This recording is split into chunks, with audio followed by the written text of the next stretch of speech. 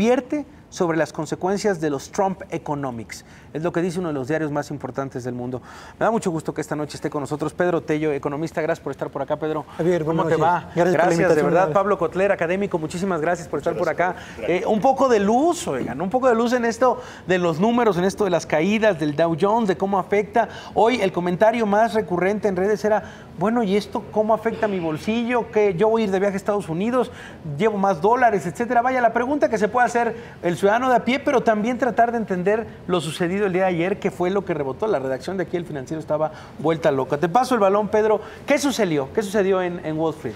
Fíjate que pasamos en los mercados bursátiles de una etapa marcada por la euforia a lo largo de este 2018, que terminó en el registro de 11 niveles récord por cuanto a la bolsa neoyorquina se refiere. Pasamos pues de la euforia a un ajuste importante que empezó el viernes, se profundizó ayer lunes y hoy finalmente empieza una etapa de reactivación. ¿Estamos pues frente a una estampida injustificada de los accionistas en las bolsas? No. ¿Estamos frente a una corrección estructural en el funcionamiento del mercado bursátil? Tampoco lo creo.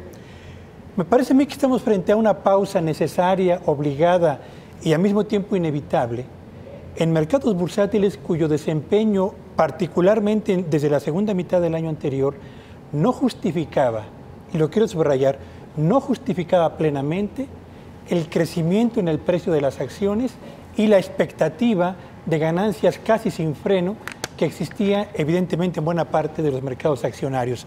Hubo una pausa necesaria, digo yo.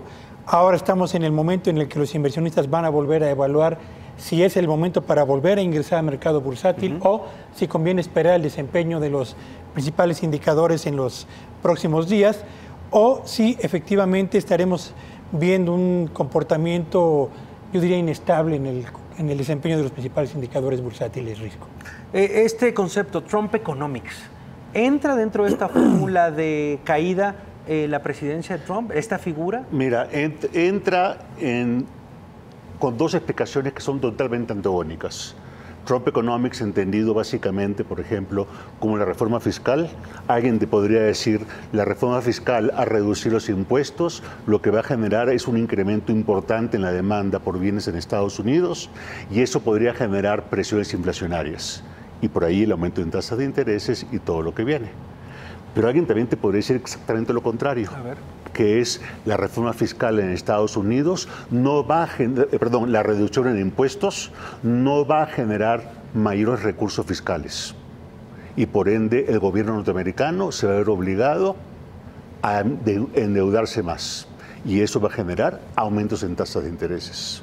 Entonces tienes dos explicaciones, partiendo de un solo hecho, puedes tener dos explicaciones son lógicas, que te llevan, las dos son lógicas, que te llevan exactamente a lo mismo. ¿Sí? Es un poco, yo lo tomo como ejemplo un poco para decir lo difícil que es poder explicar un evento que se dio en 2 días. Y como bien dice Pedro, y el día de hoy parecería que hubo una pequeña corrección. Me pregunto qué hubiera pasado si nos hubieras entrevistado ayer. Ahora, veamos qué pasa mañana, ¿no es cierto? O sea, así son las bolsas, y así se maneja este mercado. Sí, y por eso te dicen siempre, cuando vas a entrar a la bolsa, no pienses en 2 días, no pienses en un mes. Tienes que pensar, si quieres entrar a la bolsa, apuesta a 5 o 10 años. Esa es la máxima. Esa es la máxima y tienes que decir, estoy dispuesto a perderlo. Claro. Punto. El tema de las tasas de interés, que es tal vez lo que le interesa mucho a la gente. Que es lo que más se repite incluso dentro de las redes sociales. ¿Esto cómo afecta o cómo afectó la caída histórica del día de ayer a la bolsa mexicana? ¿Cómo afecta directamente tal vez a un bolsillo de un ciudadano mexicano? Fíjate que en el caso de México esta es una semana interesante, Risco, porque el jueves a las 8 de la mañana sabremos cómo se comportó la inflación durante el mes de enero, que lo va a anunciar el INEGI. Y a la 1 de la tarde el Banco de México va a salir a anunciar si mantiene o eleva la tasa de interés en el arranque de este 2018. Hasta este momento, y de acuerdo con las encuestas que se han publicado al respecto, más de la mitad de los analistas estima que habrá un aumento de 1/4 de punto porcentual en el costo del dinero en México. Yo no estoy seguro de que se vaya a cumplir ese presagio o ese pronóstico. Lo que me parece claro es que en México el costo del dinero se ha venido incrementando a lo largo de los últimos 18 meses y eso ha provocado ya que el financiamiento a las empresas pierda buena parte del dinamismo que había mostrado el año anterior, que el costo del financiamiento en tarjeta de crédito y al consumo, lo mismo que el crédito de nómina y el crédito personal, que son los 4 créditos que se utilizan con mayor frecuencia en el mercado financiero mexicano, estén presentando ya números rojos a partir particularmente del último trimestre del 2017. Así que estamos frente a una situación, una economía donde el costo del financiamiento, independientemente de lo que decide el Banco de México este jueves, ya es más alto y con un efecto directo sobre la menor demanda de financiamiento por una parte y por otro lado, elevando los pagos que tienen que realizarse quienes usan tarjetas de crédito o contrataron créditos a tasa variable a lo largo de los últimos meses de riesgo. Bueno, específicamente. Quiero, por supuesto, el tema central era lo ocurrido en Wall Street. Me parece que el día de hoy se estabiliza un poco. Ya veremos el día de mañana hacia dónde se dirige. Pero quiero aprovechar que tengo a 2 economistas de este nivel para hablar un poco del recuento y del corte de caja que está entregando este gobierno en cuanto a logros, cómo fue este sexenio en el tema de economía, qué tal fue la reforma, cómo se podría evaluar el gobierno del presidente Enrique Peña Nieto ya en esta última etapa, tal vez en una, por supuesto, retrospectiva. Bueno, a bote pronto lo que te diría es, esta es una economía de 2-3. Crece entre 2 y 3%, no crece más. Y en ese sentido, este gobierno no ha logrado hacer algo distinto a lo que han hecho las administraciones anteriores. En términos de inflación, efectivamente, salvo el año pasado que sí, la inflación se nos disparó, tampoco la inflación, digamos así, es una tarea que hasta el año pasado parecía de alguna manera resuelta en el sentido que ya estaba dentro de los márgenes que buscaba el Banco de México. Pero, por ejemplo, en términos de pobreza y en términos de desigualdad, estamos estancados.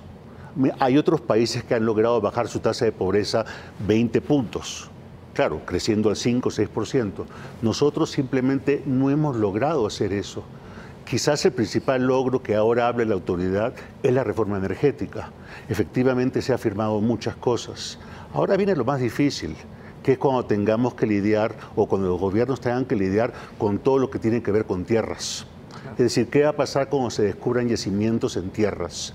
¿Qué va a pasar con la propiedad? ¿Hasta qué punto se va a poder expropiar? ¿Dónde quedó la propiedad privada?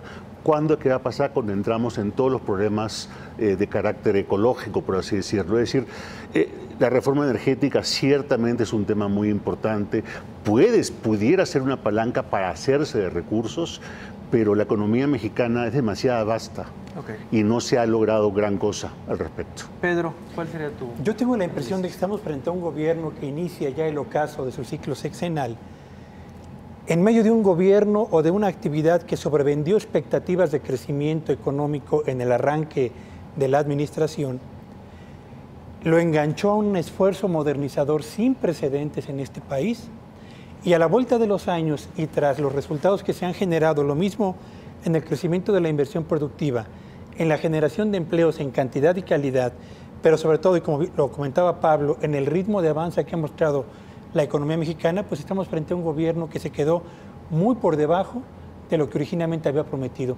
Nos dijeron que íbamos a estar creciendo a estas alturas del sexenio a tasas del 5%, y si bien nos va en el 2018, nos quedaremos a menos de la mitad de lo que originalmente habían ofrecido. Así que, bien nos va. Si bien nos va, porque si uno revisa las tendencias que dominan la transición del 2017 al 2018 en materia económica, bueno, pues nos encontramos con que 2 de los 3 motores más importantes que mueven esta economía, hablo del consumo interno y hablo de la inversión productiva, se están paulatina y consistentemente apagando, y el único motor en funcionamiento es el de las exportaciones, que por cierto tiene una capacidad de arrastre que es limitada porque se circunscribe a pocas regiones, pocas empresas y pocos sectores de la economía.